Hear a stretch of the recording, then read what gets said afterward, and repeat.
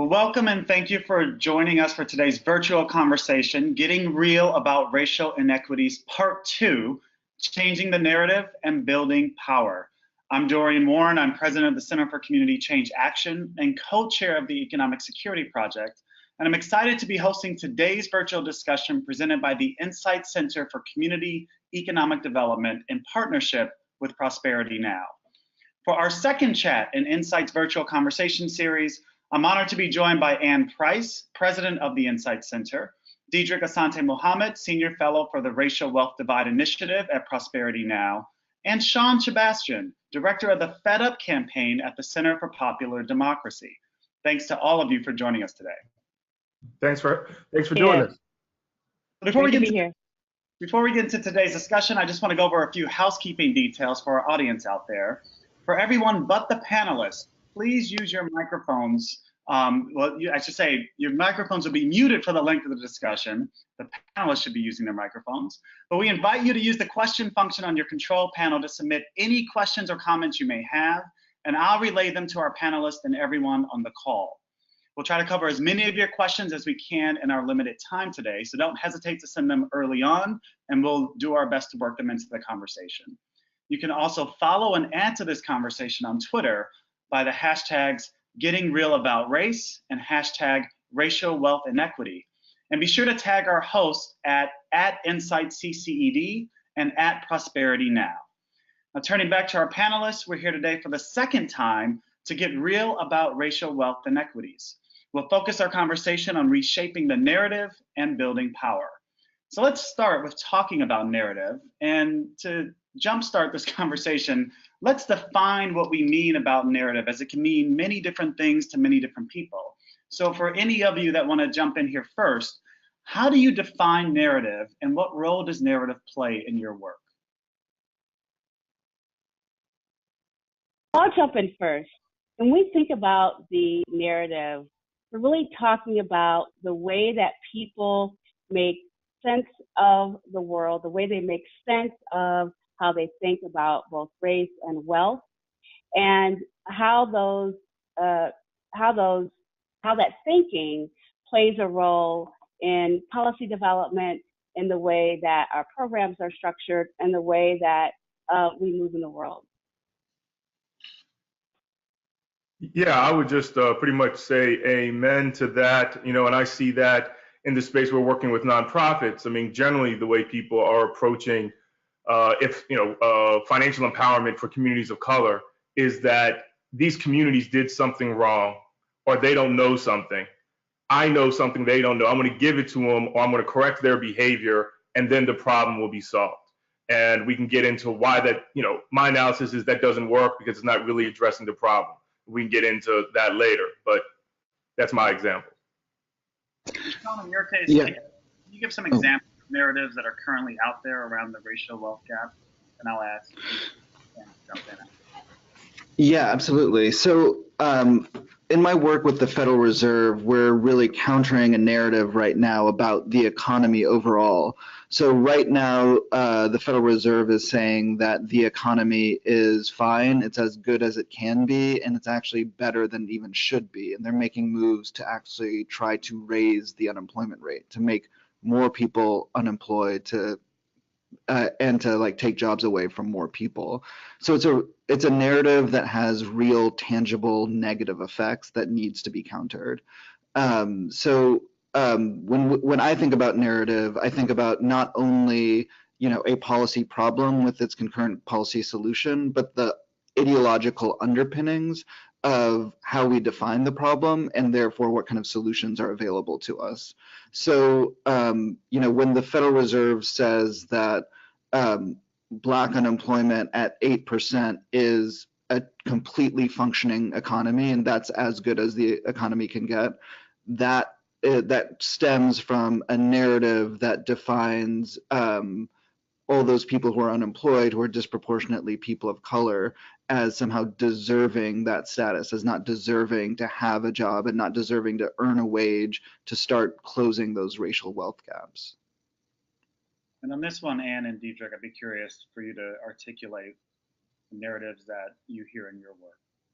Sure. And you know, even before trying to get to the narrative that something's wrong with communities of color, one narrative you got to challenge, which Shawn was getting at a little bit, was this idea that there's something wrong in the first place, right? I mean, some people don't, you have to figure out your audience, don't even understand that there is racial economic inequality, right? They just kind of assume, well, we're all suffering or we're all doing well and what have you. So first you have to, and then of course that leads to the idea that if you're trying to do anything for particular communities, you're favoring somebody versus addressing a problem. So one of the first things we always do when we do our work is we try to develop these racial wealth divide profiles in cities to help highlight, look, you know, at housing and income and in every category, there are these serious disparities. And then from that point, we challenge that narrative, and then we got to figure out, all right, challenge the next narrative, which is usually, okay, if they admit there is something wrong, they will then say, well, it's because these people do that. So then you got to challenge that second narrative that isn't just these people, that there are structural things that were designed, the system was designed, something wrong with the system, not something wrong with the individuals. And so those are two examples I'll put forward. Yeah, totally. I agree with Dedrick and Shawn. When we think about how we have even approached addressing solutions to race and wealth inequities, they're largely driven by narratives about personal responsibility and about behavioral change. Just recently, me along with Sandy Darity, Derek Hamilton, Alan Aha, and Mark Paul released a paper on these commonly held understandings and narratives that really have driven a lot of the work around race and wealth inequities. And the real point of that paper was to really outline that largely these misconceptions are a result of thinking that personal responsibility behavior is both the cause and will be the solution to correct people's behavior to address this issue. It is a long-standing American narrative around who is deserving and who's not deserving. So just on that point, Anne, if that's the case, that it's a long-standing American narrative that's imbued, obviously, with assumptions around race and gender in terms of who's deserving and who's undeserving, how should we be thinking about as a field taking on that bigger narrative, even if the focus is on racial wealth inequities? Well, largely, you know, the narrative I described, this really drives all of our economic policies, right? Not just ones on wealth specifically.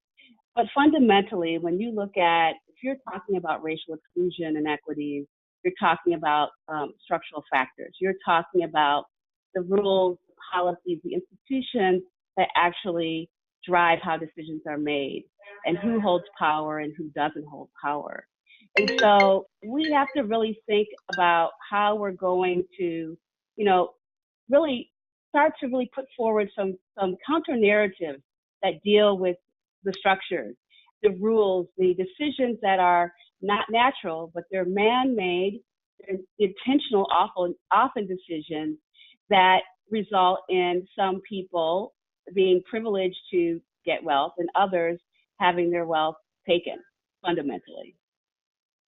And to all of you, just on this point, before we go to counter narratives, how is the field advancing narratives that might be harmful? So those of us that probably all share assumptions as progressives, being on the left in some way, what are we doing that's harmful in terms of advancing certain narratives and frames? How are we advancing things in the box of the broader American narratives that Anne has pointed out already about who's deserving and who's undeserving?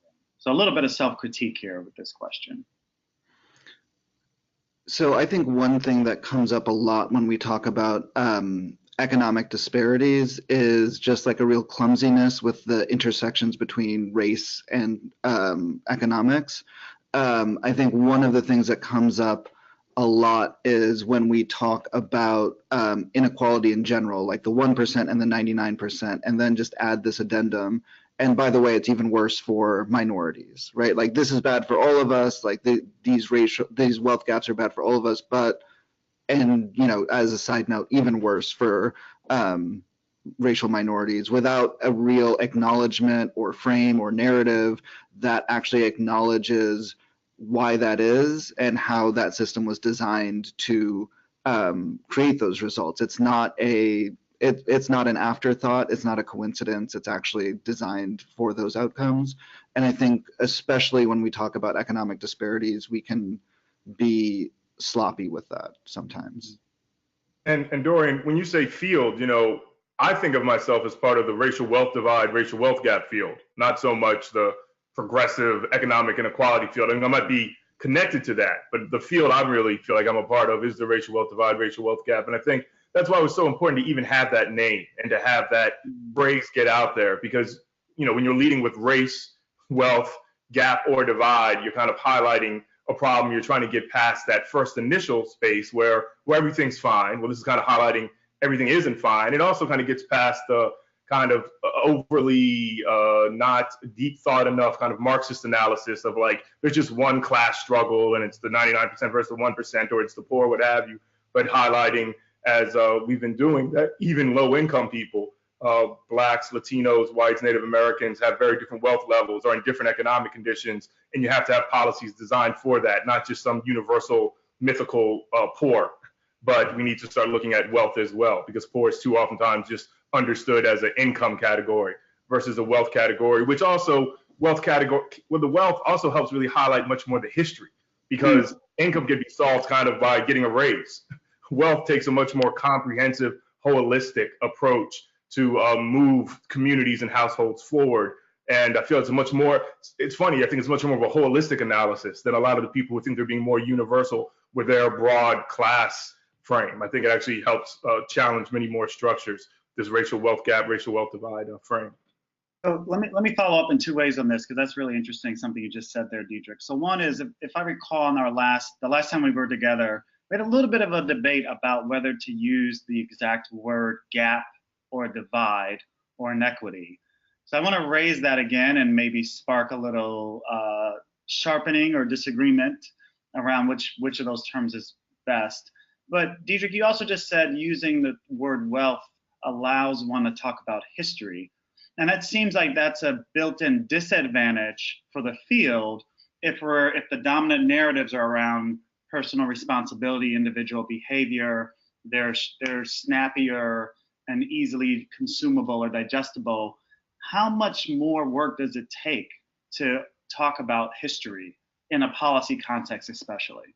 So two questions on the table: gap, divide, inequity, and just like the extra work it takes to really talk about history and the historical context of certain kinds of racial outcomes we see today. Well, I have been one that has advocated against using the word gap, knowing that actually our work came out of Net for a Fair Economy, where the term the wealth divide was actually coined and is still used. And the reason that I've shifted away from it is because we understand that when people think about a gap, they see a problem as a natural occurrence. They see it as kind of a God-given occurrence that this is just going to happen. This just happens to people. And what we're really saying with wealth is there's nothing natural about it. It is completely about the decisions that we make, the policies that we put in place, and that the decisions that we make.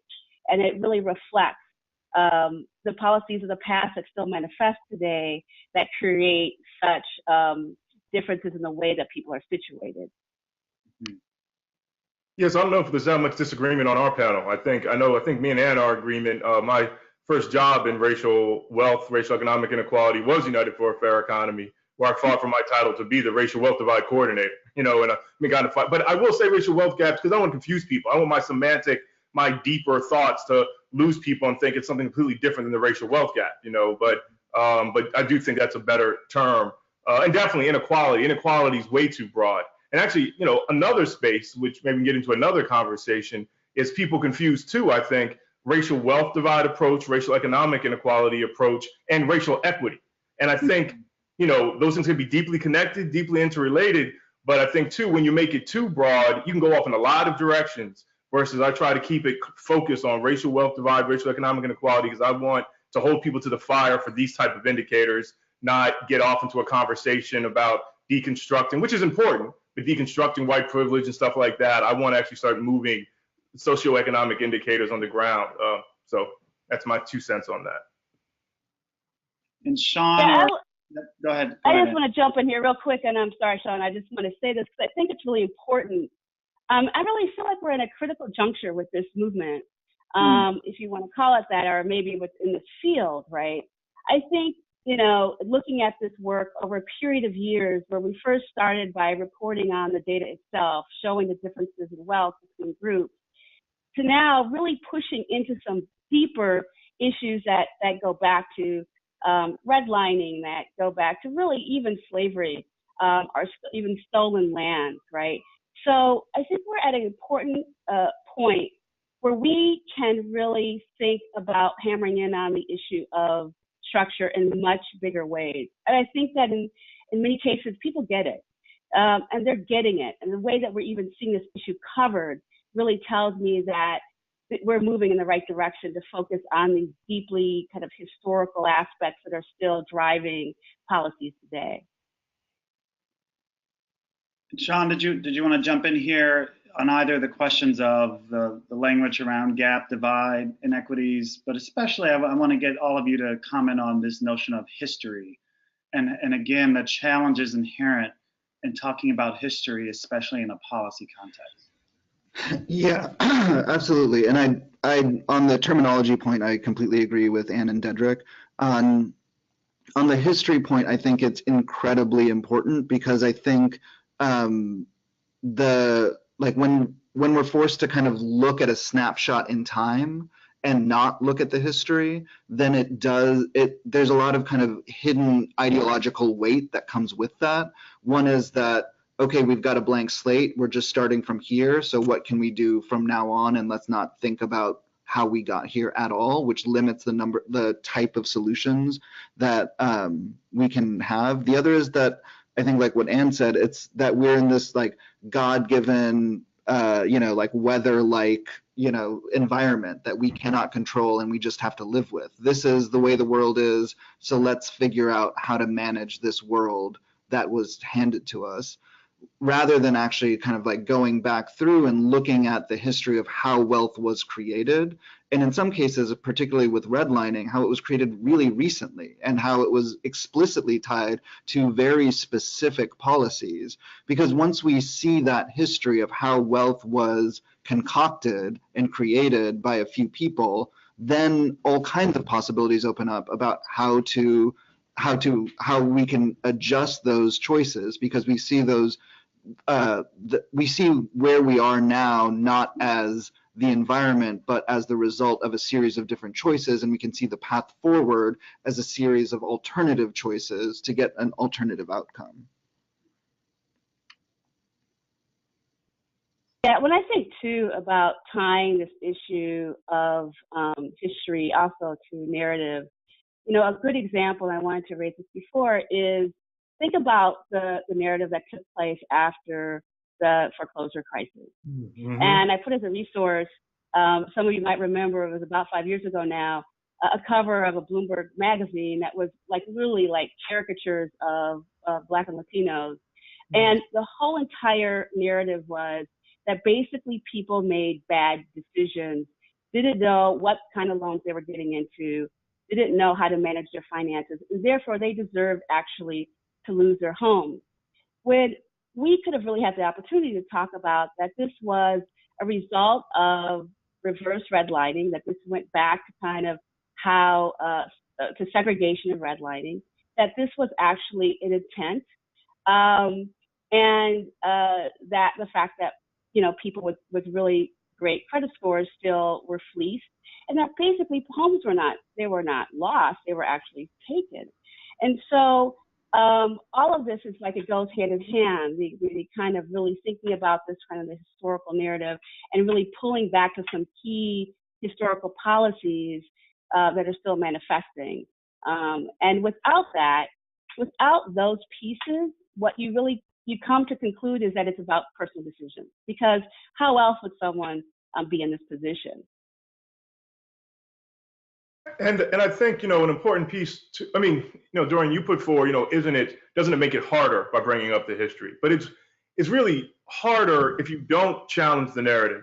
which also then challenges the history, right? So that's why I start my presentations. I might be working with local nonprofits on work they're doing over the next couple months, but I start off with basic concepts of the foundation of racial inequality is racial economic inequality. And I start off with a slide reminding people of enslavement of Africans and Native Americans and the taking away of the land. So people can just vividly see, oh yeah, that's right, I know that. That's not the narrative, but yes, this country was founded on racial wealth inequality, because you have to have that building block in order for what you want to prescribe as, so the way to deal with these issues is this, and this is not just focused on changing individual behavior and and making people fit in a system that is working well. Part of what we have to do is be clear the system isn't working well, and is then what needs to be done to change it. And I think too about the history piece, some people get lost about, yes, we recognize that there was redlining, they won't say 50 years ago or what have you. My point in the history is that, and we keep doing it today, right? Our economy is still designed to segregate, to disenfranchise communities, and that's why we still have racial wealth inequality today, racial economic inequality today. And it's, I think the important piece is to hit that a little bit, let people think about it, but don't get too lost into that, because you need people to do some immediate things right now. That's not just, reading 500-page books on, the failure of Reconstruction or what have you. Though, I recommend it, but, you might have. And just to add, everybody on this call.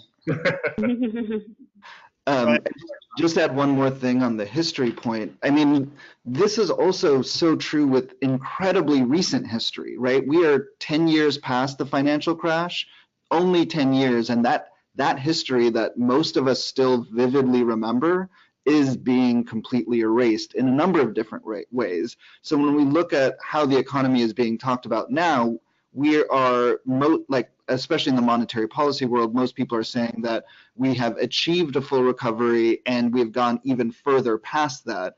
And the story about wealth has been completely erased, because if you look at wealth and you look at the historical impact of what the crash did on wealth, unemployment is a snapshot picture of where we are now. Wealth is a measure of how much we've lost in the last 10 years, just in that short amount of historical time.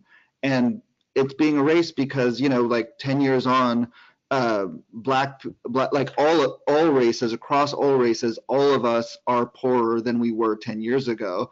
And among black households, I think Ann and Dedrick, you know better than I would, but the median wealth has gone down by 30%, about 30%. So when people who make economic policy decide to take an ahistorical analysis, it allows them to kind of push forward and actually kind of shove down a lower status quo for all of us. So we erase the history of where we were even just 10 years ago, and now we're kind of forced to say, actually now we're fine. Now everything is okay again, even though we're much worse off than we were just 10 years ago.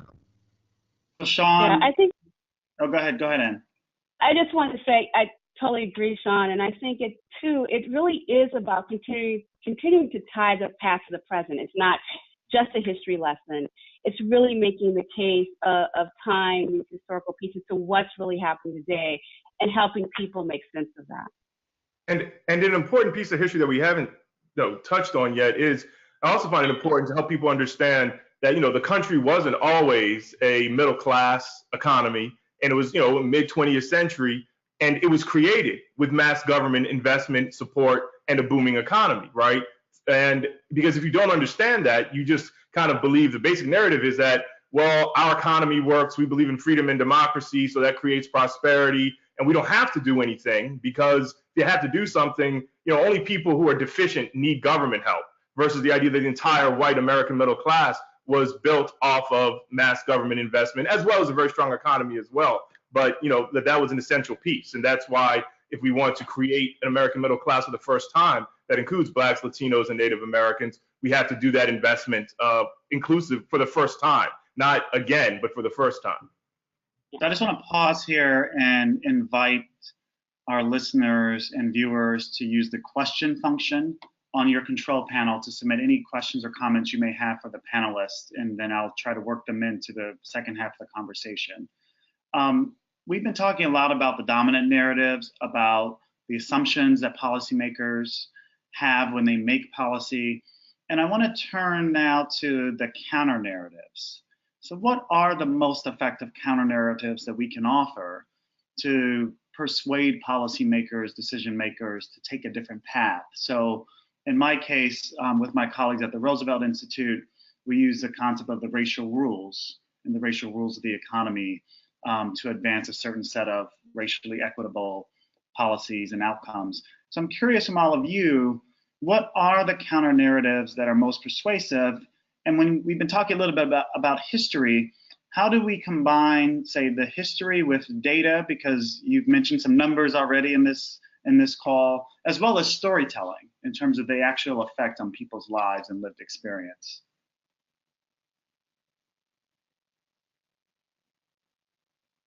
I always look to Ann to start us off. Go ahead, Ann. Okay, sure. Well, I mean, I do love how the Roosevelt Institute has framed the issue of racial rules, because it really is about whose choices, who are making those choices, that these are choices of the most powerful for the most powerful, right? And not being, if you don't have grasp of that, then it's hard to understand how you actually break through to the solutions.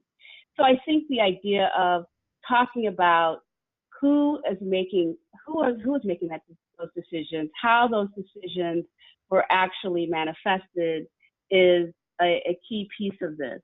I really have been talking to some folks about even looking at the issue of place. So, you know, when people are thinking about inequities and wealth inequities in their regions, in their cities, you know, how did these zip codes, how did they come to be?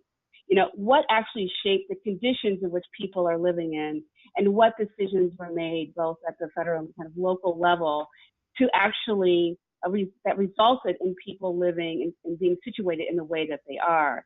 I think that level of getting to that kind of storytelling is really important to make sense of how people actually live and how they were actually able to acquire wealth or not. Dedrick or Shawn?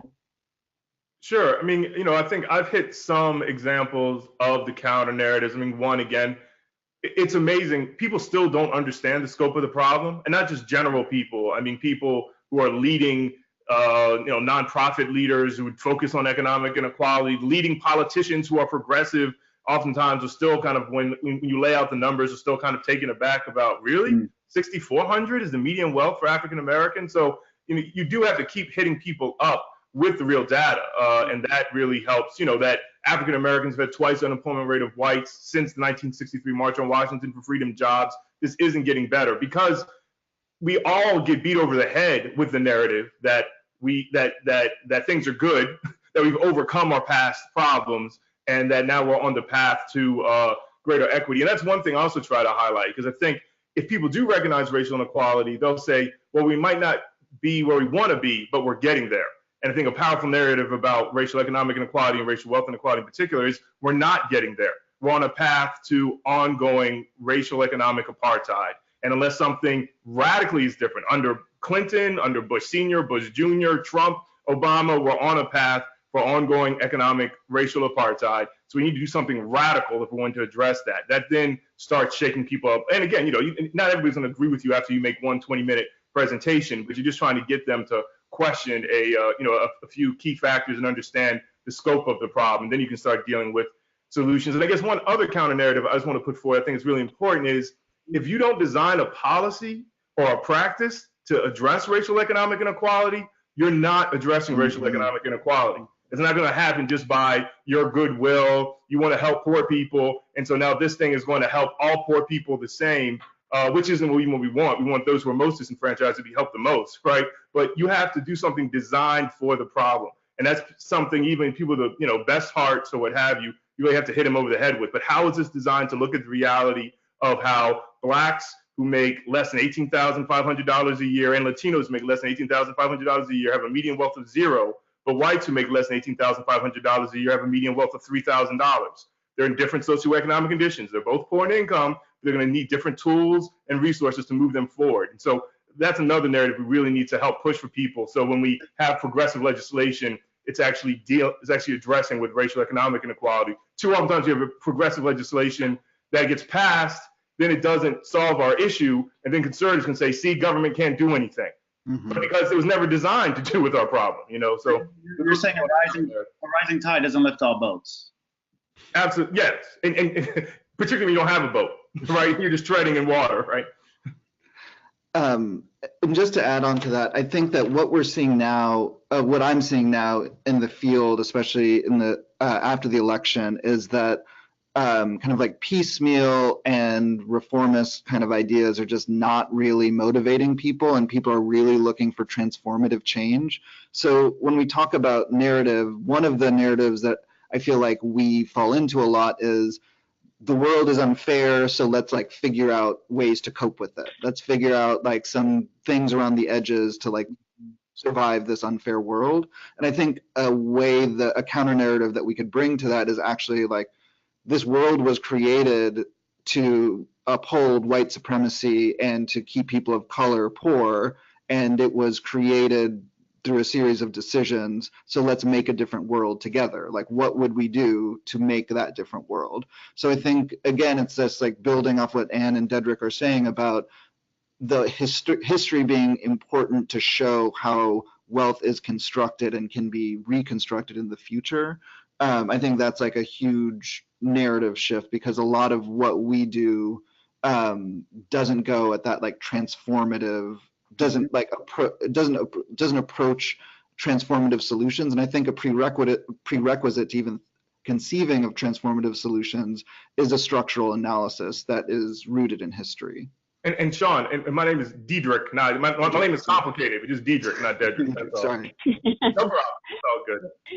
Yeah, one of the things, go ahead, Ann. I just want to say one of the things too that we have to understand at the root of some of the narratives, the dominant narratives, and why we have to think about how we develop counterfactual narratives does have to do with deservedness and who's really truly fully a citizen, who is a human being. And so much of that is predicated on anti-Blackness. A lot of people ask, why do you focus on that, right? What does that have to do with other groups? It has a lot to do when that's the framing that actually is in place. It affects everyone that is either affected by a policy, is in a system, that everyone's affected by that narrative. And so part of this too is really thinking about a myriad of ways that we need to develop kind of these new narratives, ones that Shawn mentioned that really are truly inclusive. And I think part of that too is going to come through, pop culture. I mean, honestly, I have looked at the Childish Gambino video at least 10 times. Yeah. And I think I raised that because it's so packed with a structural analysis in America. And so we have to think about this in so many different ways than we have before to actually move us to the place of true transformation. So let me ask the three of you on this question, and you can feel free to reference Childish Gambino. Yeah, I got to go back to Childish Gambino, but go ahead. So here's the thing, right? So we have counter narratives, we have a set of policy solutions, and I guess I want to ask you the power question. So how do we build enough power, whether as advocacy organizations, researchers, organizers, how do we build enough power so that our counter narratives become the dominant narrative, and therefore we also win some of the transformational policies that we know will transform our communities? And how do we build power? Yes, and again, I'll just quickly, that whole Childish Gambino, This Is America piece, I think it really is a great example of narrative and challenging narratives. I mean, the way that video rides about, having one tone and all of a sudden drastically going to a different tone to kind of show the reality of the dissidence we live in, that is kind of what we're doing. I think, one of the ways to start this idea of building power is, I'm just focused right now mostly on trying to get nonprofits of color to embrace this narrative, to utilize this narrative, utilize this as a best practice in their work, and then take it out into larger, audiences or into the, halls of United States Congress, and think even policy-wise, even going into cities that are dominated by Black mayors, Latino mayors, Black city councils, Latino city councils. they don't really have this strong analysis and are using that. And it's hard to go to a congressperson or a senator when their local people aren't enacting that way, their local people of color aren't acting that way. So that's why I really focus on communities of color first, because it should be something that they are putting forward, they're leading on, and then you're developing a power base to move forward. I think too oftentimes we try to change the people at the top, but then we develop no power base. And at best, the top might say yes, but you still develop no power. You just got someone to agree to one little demand, but you're not able to do ongoing struggles. Anne or Shawn, Yeah. thoughts about how? Yep. I mean, I think that part of this work, is this field. I mean, in the understanding that the work on race and wealth is relatively young, right? I mean, this work started just over 20 years ago with a book, and really was launched with a lot with data. And as Dedrick knows, people of color coming together to try to really understand this issue. And then, just recently, about 10 years ago, saying, hey, we want to tackle this issue of racial wealth inequities. And so there really wasn't this effort to actually build power. And we were still really trying to even understand, first, really recognize this as an issue, to understand that racial wealth and inequality was actually a real thing that deserved people's attention. And after kind of getting that attention, really then thinking about how we craft some real transformative solutions. So we're like in our infancy, in my opinion, about movement building around the issue of race and wealth. How we've been thinking about it most recently is through wealth stripping mechanism, particularly the issue of fines and fees, because one, it really cements people in place. It doesn't enable them to build wealth or takes away the little bit of wealth that they have. And there is so much momentum. It's such a really kind of cross-sectional kind of groups coming together to actually change policy, change laws. We're looking at, the elimination of fines and fees in San Francisco, which would be monumental. So I think that how we think about building power is really aligning ourselves where there's actually natural movement, where there's movement already happening, where people are already working to change these structures and really bring this frame of race and wealth to that work, right? There's a number of ways we can bring that to that work. And I think that is the direction that we're going to have to move in. And I'll just finally say that when I think about the work that Sandy and Dedrick started years ago, even prior to me coming into this work, really, even while they were doing all this incredible research, saying, we're pushing for these transformative policies.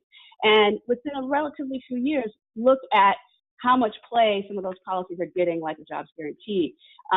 So I just really feel like we're at a really pivotal moment where we can really think about how to build power around this work. Shawn, I know you have some thoughts about building power, so I'll let you get in here, and then I'm going to go to some of the questions that have come in from the audience. Yeah, so I think I'm really glad you asked this question, because I think this is the key question, and it's incredibly difficult. And I'm kind of like struggling to kind of like telescope into which level of how to answer this question. So I think that one of the big challenges here is that we're talking about big structures that determine like so much of society, that are rooted in hundreds of years of history, and we want to turn that into action, right? Like just learning about that is not enough. Like to build power, I think that in order to build power, we have to like not only educate people, but also give them something to do where they can see a change in the short term and see that their participation in making that change made the change happen and made a big difference. So there's a huge amount of translation that needs to happen between like how we understand structural racism and the structures of our economy, and then how to turn that into these bite-sized chunks that can lead to kind of like more engagement and building power over the long term, changing things and seeing like tangible changes while always kind of like keeping the larger transformative goals in mind. I think that's like a really, really huge challenge, and it's a difficult balance that we've had to strike in the Fed Up campaign also. And I think one of the things that we've done a lot is to kind of bring in all of the tools that you've mentioned and kind of stitching them together. So not just statistics about, you know, about the wealth destruction from the last crash, but also people's stories who actually lost their homes as a result, so that those statistics come to life and you actually can like begin to understand the scale of the issue, the human scale of the issue, beyond a graph or a number, and then also trying to figure out ways to meet people where they're at. So we've tried to make videos, we have like an online presence, Facebook presence, trying to connect with people where they're at, and telling these stories and putting out that information in ways that people can digest. And I feel like we've had good luck in that, and I think there's a whole world of possibilities there. But the hardest thing is just like honestly getting 20 people into a room to like listen to you talk about these things, and then to like give those people enough to do that they want to come back in the next week or the next month to go to that same room and listen a little bit more, or like engage a little bit more and make another bit of change. Like that is really, really difficult. And it's just, we know how to do it. It's just really hard. Dorian, can I jump in real quick? I just want to build off something that Ann said. I think was really important, and we don't talk enough about that. You know, part of the power of the racial wealth divide, racial wealth gap movement field is that it was designed intentionally to bring forth voices of people of color. And, you know, and I don't think that's talked enough about. And, you know, I think it's maybe part of, as the field is getting bigger and everyone's jumping into it, we might be losing some of that radicalness and some of that perspective, but it was intentionally designed, experts of color network, these types of things that to really push voice, people of color to be experts on this issue. And I think that's what's helped made racial wealth divide, racial wealth gap work so powerful over the last 10, 15 years. Good. Well, with that, I want to turn to some of the questions that have come in from the audience. So I'm going to mention two of them and have you respond to whichever one you'd like. So the first one comes from Darius Young from Urban Strategies Council. And the question is, how much did mass incarceration and the crack cocaine epidemic impact wealth in African American communities, especially in regards to property loss? That's question number one. Question number two from Cynthia Langtu. I love the conversation about language and how we might perpetuate inequity in our language. I have great difficulty with the term at risk for many reasons. One, at risk for what? Please be specific. Two, at risk puts the onus on the oppressed as opposed to the oppressor. In my view, a more apt term would be children we actively put at risk for harm. What are your thoughts? So either of those two questions. I will start with the first one. I think that, you know, what we're seeing in terms of manifestation of mass incarceration, particularly on the millennial generation, is something that is not getting enough attention that we think is so critical here at Insight, and doing some work around it. You know, it's manifested in so many ways. I mean, you had the convergence of a lot of things happening. You had, people were beginning to have their homes taken early on, years ago. This was really in the work so long ago. At the same time where people were just trying to get a foothold, from the crack epidemic that devastated so many communities, like Oakland, where that person is asking the question. And it's still playing out in so many ways. And that's why kind of looking at the issue of, fines and fees is so important to us, because it's getting at some of the issues around mass incarceration. If we don't really look at that, particularly for that generation, we are going to be, really be in poor shape, because that generation has not been able to build wealth like their parents or grandparents. And so mass incarceration, to me, and wealth should be almost at a centerpiece in so many ways. Mm-hmm. And just over the second question, I love the way that caller is asking about that at risk. I think it's a harmful term. I think even vulnerable is a harmful term. Mm-hmm. And I think what you're trying to do, as you've reframed this, is really trying to put what is really the root cause. What are the decisions? Who is actually creating those conditions in which children have to operate. So kudos to you on that. Shawn or Dedrick, you want to respond to either of those questions? Go ahead, Shawn, you have anything? No? I mean, I always have something. I have questions here, so I'm happy to keep moving. No, I definitely have something.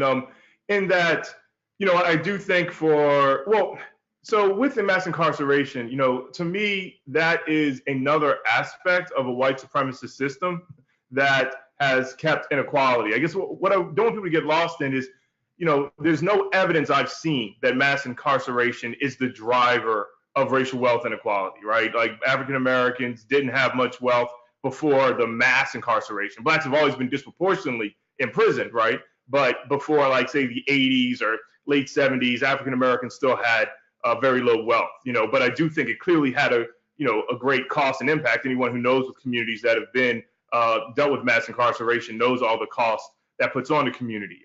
But again, I think it's much more of, how society makes sure that all negatives are disproportionately in our communities and our positives are disproportionately out, whether it's environmental racism, mass incarceration, predatory lending, what have you. So it's just part of a larger mechanic that we always get the worst of what's out there in society. And then to the question about, at-risk youth, I mean, language is important. I don't want to confuse people by getting too stuck up on it. But, one of the things I hate, and I think Shawn brought this up earlier, this idea of, people think they're being progressive by saying we're going to deal with low-income people and people of color. I mean, like, if someone just read that, they wouldn't understand. They'd be like, well, low-income people, I understand, because that's low income, so maybe they have some economic issues. But why and people of color? And so that's why I feel like this idea of racial wealth inequality, if you say low wealth people, and then you say, and people of color are disproportionately in asset poverty, then that makes sense, right? But again, like, we do things we think we're being progressive, but I think it confuses and it feeds into a stereotype that these people of color just want handouts for being people of color. Nothing happened to them. There are no unique circumstance. They just want greater handouts. So we have to be much more intentional with our language to deal with that kind of framing that most of us live under, that this idea that, because it is a dominant narrative, that people of color want special advantage while whites worked hard for what they got, and we got to deal with that in our own language. So let me just say this. I just want to say this real quickly because I want to respond to Dedrick and I want you to get to other questions. But I think the thing is exactly right in terms of what actually drives wealth inequality. It's intergenerational, right? We know that what someone else has, what a family has, what parents have, and what they're able to pass down matters. But whenever we've looked at this data, no matter how we've cut it, even when we look at people who have been incarcerated, particularly Blacks, or I would even say Afro-Latinos, across the board tend to have the lowest wealth level. I don't know how many ways we've cut it, even looking at different cities. And so when you look at that, when you add the issue of mass incarceration on top of that, then you're going to see something particularly dismal. And we just know how that's played out disproportionately. And we know that in certain cities that plays out more than others. And so I think it's just really important for us to understand that what drives wealth is the ability for a generation to build wealth and be able to pass that on. And that mass incarceration is an anchor. I mean, it just keeps us from moving forward. And it's important to remember that. So let me get in 3 more questions, and you can pick and choose which ones you want to answer in our last 11 minutes. So Reg Gabriel asked, how do you view the importance of leveraging training and/or instructional technologies as part of the solution? And would there be an embracing of bringing new strategies to engage and educate students? Jody Blaylock asked, what would you all say about balancing incremental change while working towards transformative change? This is a huge conversation in our organization right now. Do you view incremental transformative change as a both and? And last but not least, my friend and colleague Andrea Flynn from the Roosevelt Institute asked the funder question: how do you think philanthropy can or should help to advance the frames you talked about and to build power to advance solutions to wealth inequities? So a question about training and education, a question about incremental versus transformational change or transformative change, and then a question about philanthropy and funders and what they should be doing And I imagine we have some funders that are joining us right now. So this is your chance. Well, let me just say this, that to Jody's question, we should be doing, it's a both and. I mean, we have to think about ways that we can have and can see, especially when you're talking, Shawn was talking about people have to see ways in which they can actually see change, that it can actually be tangible. And I think that there are areas in which we can see that we can make some immediate change, and we should be working towards that. At the same time, as Dedrick opened up and said, we need something big and bold and transformative if we're going to deal with this issue of race and wealth. And so we should be aspiring for bigger transformative policies. I was just looking at the Resolution Foundation over in the UK talking about the citizens' inheritance, which is really a young adult trust or an endowment. I mean, the time for me has come for us to be thinking about this seriously, and where foundations can come in is to really say, look, we haven't even begun to understand the mechanisms and the ways in which we could really build out more transformative policies. What about investing in understanding the mechanisms in which those policies could work? What about investing in some pilots that would help us understand what the results and outcomes of this can be, so that we can build power around them? So I would just start there and thinking about, we can do this if we really think about a strategic investment. Mm-hmm. Shawn or Dedrick? Yeah, I'll say a couple things on the training question, and if I'm understanding right, I'll just talk about our experiences when we talk about racial disparities to institutions like the Federal Reserve. Often they come back to us with information about skills development and skills training, and it is rooted in a narrative and an ideology that that places the blame for racial inequities on the deficiencies of individual people. That is wrong. Like, if we're talking about racial disparities, it just like they're not due to a lack of skills, and like all the skill building in the world will not change the fact that a Black college graduate has, you know, less wealth than a white high school dropout. So, you know, I think education is great. I think skills building is great. I think all those things are great, but they're kind of besides the point. Like, if we want to solve racial and wealth inequality, we should solve it. We shouldn't kind of throw skills building at it. So that's what I feel on that point. And then on the incremental versus transformational change, I just think practically it has to be a both and. You know, I think that you know, it would be hard to keep people engaged on you know, outside of like a classroom setting on like just a big broad transformational change vision that may not have any type of like way to do anything about it in the near term. It would just be really hard. But I think there's ways to kind of marry them that are important. And I think the main linkages between incremental change and transformative change is narrative, is how we started this conversation, which is a narrative that that basically can connect a history and a vision of transformative change, and also contextualize a current fight that you're having that is incremental. So that the story of the fight that you're having to raise the minimum wage or to get fair scheduling or something like that doesn't start with, you know, what we did today and what we're going to do in November. It starts with this broader narrative about gaining economic equality, about a larger vision that we're working towards. And today and for the next couple of months, this is the piece that we're working on to build that world that we want. I feel that so I think like my goal is I think the thing that energizes people, the thing that kind of gets people excited is the transformational vision. The thing that keeps people engaged is the ways to plug into incremental change. And I think the way that we actually push a broader, bigger change is through narrative, through contextualizing both the transformational and the incremental in a bigger, broader narrative. Mm-hmm. And I'll try to tie all three. I mean, the incremental versus structural, I'm in agreement. It has to be both, but I also want to highlight, I think generally racial wealth divide is only going to be addressed through structural, bridged, like substantively bridged.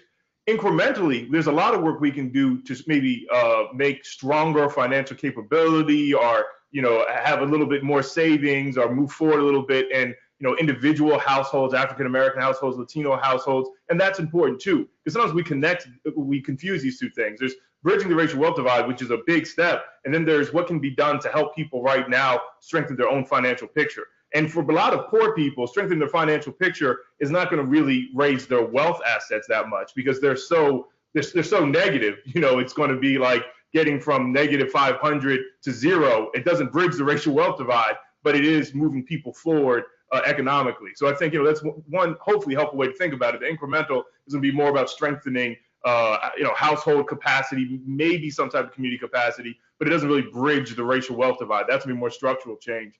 The training students question, I think whatever type of training you're doing, it should be looked at with both, right? Which is why no matter what type of training I'm doing, if I want to be on racial wealth inequality, I highlight structurally that it exists, right? And that whatever particular skills I'm training you is in the context of this larger space. So again, you want to get some skills to help your particular situation. You're which might lead to incremental change, but you want to also understand the structures which you're a part of. But I also want to highlight that probably people who need the most training are not poor Native American youth or poor Latino youth, but white corporate CEOs, right, who can be trained about what policies, what decisions could they make, today, tomorrow, that could radically increase employment, procurement, these types of things that could have substantive impacts on households. I just want to make people don't think training is just for those who are disenfranchised. And then philanthropy, I think they could embrace all of what we're being said here. Again,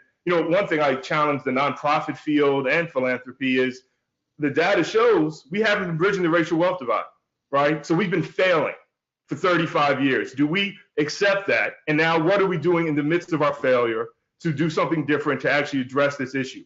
That I think will open up a whole different pathways of addressing these issues versus most people come at it, nonprofits, foundations. We've been doing great work.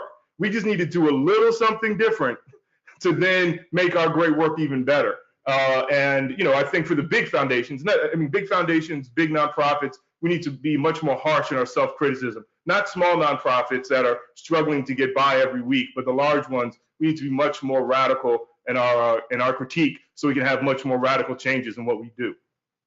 As someone that works at a big nonprofit, duly noted. I accept your agitation, Dedrick. So we're almost out of time, and I want each of you to take 30 seconds and leave us with either a data point or some aspect of narrative or a call to action. So in 30 seconds, what would you want to leave the audience with on this topic of narrative, of building power around racial wealth inequities, the racial wealth divide, racial wealth gap? Okay, I'll start with a piece of data that really is one that I think confounds people the most, because we've for so many years have believed that if we could just get people educated, all this would go away, that we wouldn't have any of this level of economic inequality, both by wealth and income. And so when you think about people with a post-college degree, that whites with a post-college degree have almost $300,000 more in wealth than when we look at African Americans, for example, where we have the data. And so, this idea is that data without a story, without narrative, and without stories cannot take us very far. And we're going to need that to build momentum, to make incremental change, and to think about making more transformative change. I'd say let's really think about too how we can be innovative and bold and pilot some of our approaches to see how well they can work. And we have an opportunity to think, as Dedrick said, we've not even begun to see any really real improvement. So let's really think about how we can actually do that. So Shawn and Dedrick, very fast. On the narrative piece, I'll just say that I know that sometimes, especially for people who do, organizing work or research work, it can seem a little bit abstract and airy, but that narrative work is actively doing damage right now. That right now, like I can say in my experience with the Federal Reserve, they are using not data, they're not using data, they're just using this narrative and this underpinning ideological belief that unemployment should be higher. And as a result, like millions of people are losing their jobs. So I think that I would just like encourage encourage everyone to look at narrative work as just really important work for the movement, not just in the long term, but also in the immediate and short term. Great, and I'll just put forward, I think just a best practice is if we can, as we're doing policies, we're doing programs, do real analysis on the front end and the back end. Is what is the racial impact this is occurring? Because if you don't do that, you really don't know what you're doing. You don't know what the effects are, and you're probably not doing something that's really going to address these core issues we've been talking about. That's great, and that is the great note to end on because we are out of time. Many thanks to our speakers, Ann, Dedrick, and Shawn, and to all of you for attending and joining us today and sharing your thoughts around this issue. If you missed any part of today's conversation or want to share it with colleagues, it'll be released on the Insight Center's Hidden Truths podcast and the Race and Wealth podcast hosted by Prosperity Now. Be sure to visit insightcced.org for more conversations, research, resources on the racial wealth, equity, and other issues of economic security and racial justice. To learn more about Dedrick's work with the Racial Wealth Divide Initiative at Prosperity Now, visit prosperitynow.org, where you can find a host of resources on this issue. And to learn more about Shawn's work on the Fed Up campaign at the Center for Popular Democracy, please visit populardemocracy.org/campaign to explore his campaign around the Federal Reserve. If you enjoyed today's conversation, be sure to join the Insight Center for more virtual conversations on issues of economic security, racial justice, and equity. Once again, I'm Dorian Warren. Thanks again to our speakers, Ann Price, Dedrick Asante-Muhammad, and Shawn Sebastian. And thanks again to all of you for joining us. Have a great afternoon. Thank you.